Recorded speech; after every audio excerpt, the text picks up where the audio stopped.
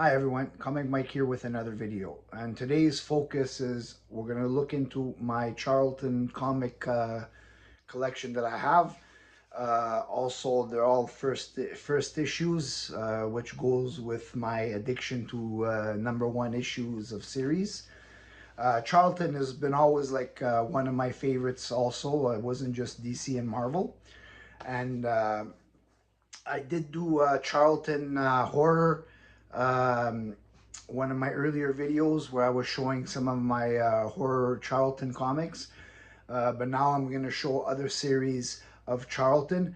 The only one that I'm going to show that is the same as what I showed there is just one horror one. But the reason why I'm showing it again is because it's like one of my favorite titles of Charlton, which is The Many Ghosts of Dr. Graves, #1 from 1967.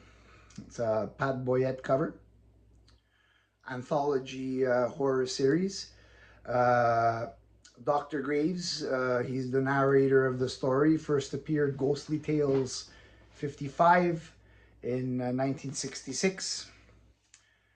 And a lot of these issues, well, they're all basically anthology issues. Steve Ditko often did some nice artwork in these series. Um, Next, we're gonna go into Funny Animals. This is Pudgy Pig #1 from 1958.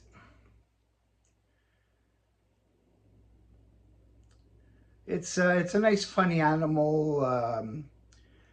It ran only 2 issues.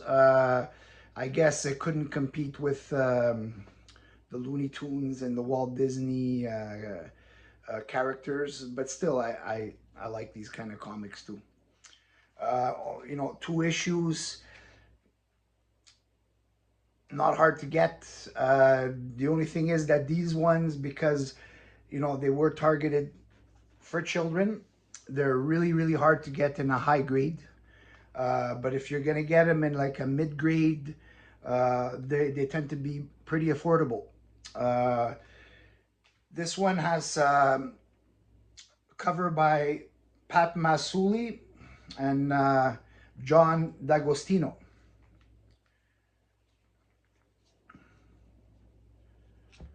Next, we're gonna go sci-fi. Outer Space #1, The Third Planet, Dan Boyette cover.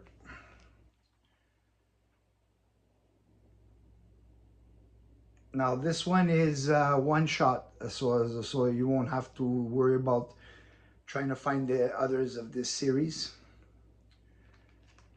It also has Steve Ditko art. In the 60s, Steve Ditko, he did do quite a lot of work with Charlton. Next, we have Strange Suspense Stories #1, Volume 3 from 1967. Anthology stories, sci-fi stories, cover by Rocco Mastrosero. Danny O'Neill's story. It's pretty good. It gives that The Day the Earth Stood Still vibe. Not a bad copy, probably like maybe a mid-grade, like a VG fine.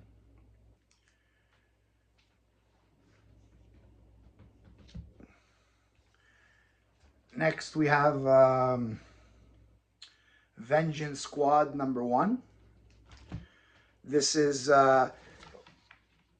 Bronze Age from 1975, created by Joe Gill and Frank Boll art.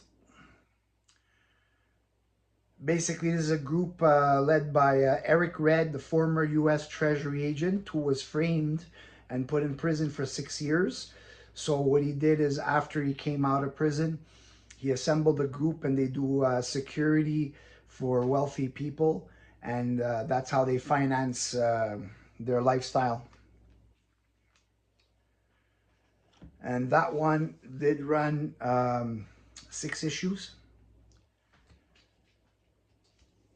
Next, we have another Bronze Age from 1975, Doomsday Plus One. Basically, it's a post-apocalyptic story. Joe Gill story, and this is some John Byrne art. Before he became very popular and he went to DC.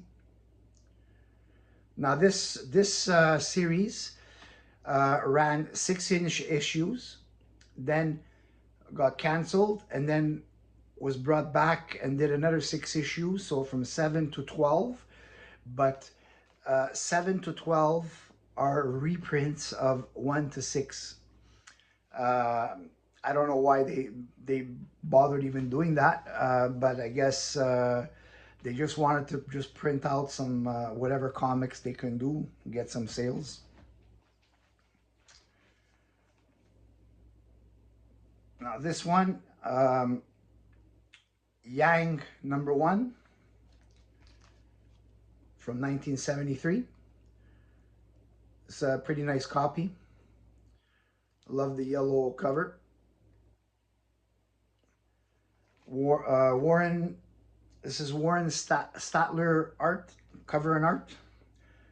This one ran about 17 issues between 1973 to 1986. So I'm guessing during that time it stopped and then continued and stopped and then continued, because I mean 17 issues in for that time span, it's quite a lot. Next, connected to Yang, this is the all-new House of Yang from 1975. I love this cover. This is a really, really nice cover. San-Ho Kim, who did a lot of work for Charlton. Of the 2 series, this one ran 6 issues, and all the covers are stunning. So this is a series that I plan to collect the full run.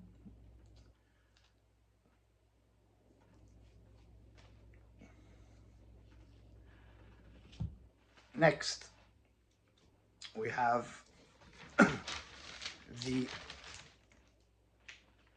Great Grape Ape, Hanna-Barbera production. This is based on Hanna-Barbera cartoons. I remember these cartoons from when I was a kid, and they were really funny. And this one only ran 2 issues. It's also the first comic book appearance of the Grape Ape and Beagle, who's this little dog there. Now this one is also another comic that is hard to get in a really, really high grade. If you do get this in a very high grade, it goes for quite a lot. I probably got a pretty decent copy, and maybe it's like a 7.0. I'm happy with the copy I have. I got it at a pretty decent price. Next, I have a comic based on one of my favorite TV shows from the 1970s, The $6 Million Man, #1. Joe Staton cover and art. Ran 9 issues from 1976. Now this is the original Steve Austin, not the wrestler Steve Austin. A lot of good memories with this TV show. It's known for having, like, because the technology wasn't there with film to make somebody like so fast, so they used slow motion to make him look fast, which was, I know now when we look at it, it's kind of weird, but back then we all bought it, and it was like this. Every time he would go in a running or with his to show his strength, it would always be with this like and it was a great show. And we didn't care about that. It was just, it made sense to us back then. A lot of good shows that came from this. My favorite shows from this particular series was when he was fighting Bigfoot. Anybody who was like my age or who watched the TV show from the 70s, they'll understand. And most likely that episode, which I think was a 2 episode, um, was probably their favorites, where you had Bigfoot, but really Bigfoot turned out to be a robot. And Bigfoot was played by Andre the Giant. Um, I mean, I found out after, like, because in the mid 70s, I wasn't watching wrestling or anything like that, so I didn't know who Andre the Giant was. But then later in the late 70s, early 80s, when I started to watch wrestling, then I found out after that it was Andre the Giant who played Bigfoot. Also, I had the $6 Million Man lunchbox. I had the $6 Million Mego action figure. And I also had a $6 Million Man 12-inch action figure where he had this red eye, and I think his chest opened up and you would see like what was inside him. Um, us 70s kids had the best toys, in my opinion. So that's why I really want to get this one. And the one that I'm going to be getting soon is the spin-off from $6 Million Man, which is the Bionic Woman. I like the show too, and I want to collect her comic book also. Next we have Peter Cannon Thunderbolt #1 from 1966, first appearance. Story and art by Pete Morrissey. And this one has the villains, the hooded one, and interesting villain with a name, Dum Dum Barnes.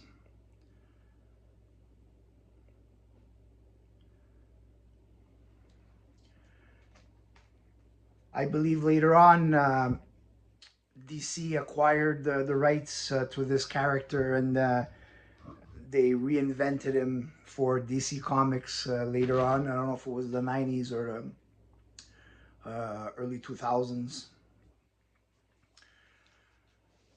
Next, we have The Adventures of the Man God Hercules from 1967, covered by Sam Glanzman.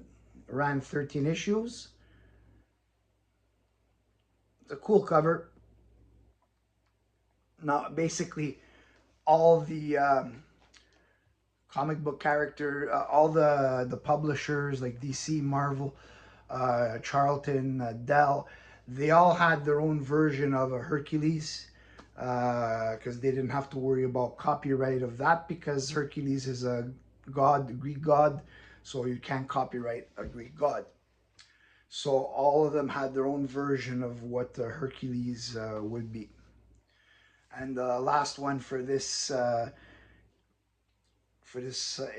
episode is, I don't even know why I bought this, but it was a #1 from the Bronze Age, so that's one of my things. From the award-winning musical 1776 by Jack L. Warner.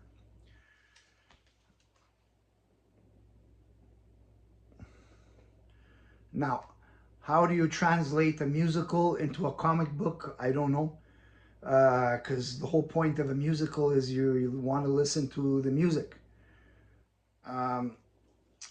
This probably should have been done as one of those comic book record sets, so you could listen to music as you follow through the comic. But nonetheless, I saw it. It's a #1. I paid like maybe $3 for it. It's not the highest grade, but you know, I buy things sometimes just because it fits the criteria of my #1 addiction. So that's it for this video. I hope you enjoyed it. If you like my content, Please like and subscribe, and I will get back to you on the next video. Thanks.